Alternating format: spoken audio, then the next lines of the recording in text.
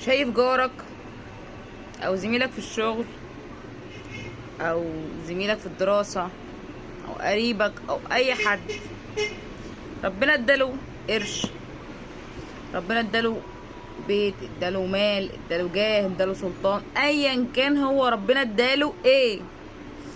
هو لما ربنا اداله ده اي حاجة من دول، فهو اكيد ربنا اداله الحاجات دي واخد منه حاجة. ما هو عشان هو ليه 24 قيراط، يا ياخدهم صحة، يا ياخدهم مال، يا ياخدهم شهرة.